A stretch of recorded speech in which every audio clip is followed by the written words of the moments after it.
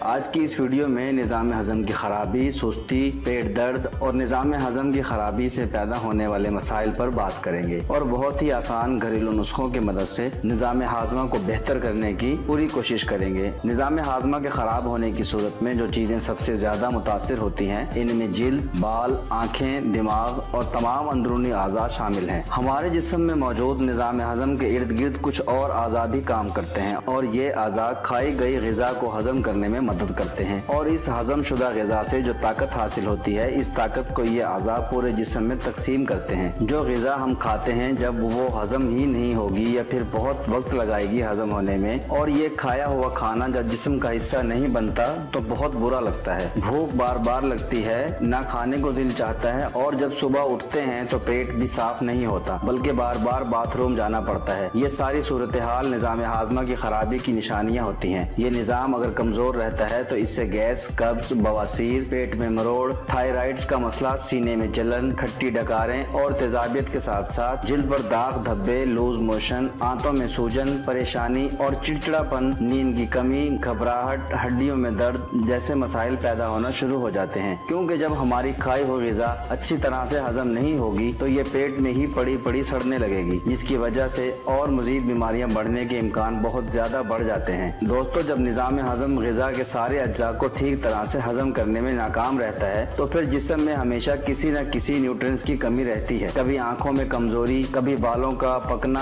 اور جھڑنا، جسم میں طاقت کی کمی اور کمزوری کی ابتدا اسی نظام کی خرابی کی وجہ سے ہی ہوتی ہے۔ اسی لیے ہمارے نظام ہضم کا درست طریقے سے کام کرنا بہت ہی ضروری ہے۔ آج کی اس ویڈیو میں ہم یہ جانیں گے کچھ ایسی غلطیوں کے بارے میں جو ہمارے نظام ہضم کو خراب کرنے اور کمزور بنانے میں اپنا بھرپور کردار ادا کرتی ہیں۔ ان غلطیوں کو جاننے کے بعد کچھ بہت ہی اثردار گھریلو نسخوں کی اور مفید مشوروں کی جن پر کچھ ہی دن عمل کرنے سے نہ صرف آپ کا نظام ہضم مضبوط ہوگا بلکہ پیٹ سے جڑے ہر طرح کے مسائل بھی ختم ہو جائیں گے۔ تو چلے ناظرین، شروع کرتے ہیں۔ ہمارے جسم میں اچھے اور برے دونوں قسم کے بیکٹیریاز پائے جاتے ہیں اور ہمارے نظام ہضم کے خراب ہونے کی وجہ ہوتی ہے اچھے بیکٹیریاز کی کمی ہونا۔ اچھے بیکٹیریاز کی کمی ہونے سے ہمارے نظام ہضم میں ہضم کرنے والے انزائمز کی کمی بھی ہو جاتی ہے۔ ان انزائمز کی کمی کی وجہ سے ہماری غذا درست طریقے سے ہضم نہیں ہو پاتی اور کھانے کے بعد پیٹ پھولنا، کھٹی ڈکاریں، سینے میں جلن اور گیس جیسے مسائل پیدا ہونے لگتے ہیں۔ اس کے لیے دہی اور زیرے کا استعمال کرنا چاہیے کیونکہ ان دونوں کا امتزاج ہمارے جسم میں اچھے بیکٹیریاز کو بڑھانے میں بہت مدد کرتا ہے۔ اس کے لیے 1 کپ دہی میں 1 چمچ مصری پاؤڈر، آدھا چمچ بھونا ہوا زیرہ اور 1 چٹکی کالا نمک ملا کر روزانہ کھانا کھانے کے بعد استعمال کریں۔ اس سے نہ صرف اچھے بیکٹیریاز کی گروتھ ہوگی بلکہ نظام ہضم بھی بہت بہتر ہوگا۔ کھانا کھانے کے بعد سونف کا استعمال کرنے سے نظام ہضم تیزی سے کام کرنے لگتا ہے اور ہمارا میٹابولک سسٹم بھی تیز ہو جاتا ہے۔ پیٹ میں ٹھنڈک پیدا ہوتی ہے۔ جب بھی کھانا کھائیں تو کھانے کے بعد 1 سے 1.5 چمچ سونف کو اچھی طرح چبا چبا کر کھائیں۔ ذائقہ بہتر کرنے کے لیے مصری کے ٹکڑوں کو ساتھ ملا لیں۔ سونف کھانے سے ہمارے جسم میں سلائیوا یعنی رال کی مقدار میں اضافہ ہوتا ہے اور یہ رال ہمارے کھانے کو تیزی سے ہضم کرنے میں سب سے زیادہ اہم ہوتی ہے۔ جن لوگوں کو کھانے کے بعد تیزابیت، پیٹ میں مروڑ اور گیس جیسے مسائل درپیش آتے ہیں تو ایسے افراد کو ہر کھانے کے بعد سونف ضرور کھانی چاہیے۔ اکثر لوگوں کے پیٹ میں پینکریاٹک جوسز اور ایسڈز کی کمی ہو جاتی ہے، اسی وجہ سے کھانا ٹھیک سے ہضم نہیں ہو پاتا۔ ایسی صورتحال میں کھانا کھانے سے پہلے 1 کپ نیم گرم پانی میں 1 چمچ ادرک کا رس اور 1 چمچ لیموں کا رس ملا کر گھونٹ گھونٹ کر کے پی لیں۔ یہ عمل کرنے سے ہمارا پیٹ کھانے کو ہضم کرنے کے لیے تیار ہو جاتا ہے اور اس پانی کے استعمال سے ہمارے معدے میں غذا کو ہضم کرنے والے انزائمز وافر مقدار میں بننے لگتے ہیں۔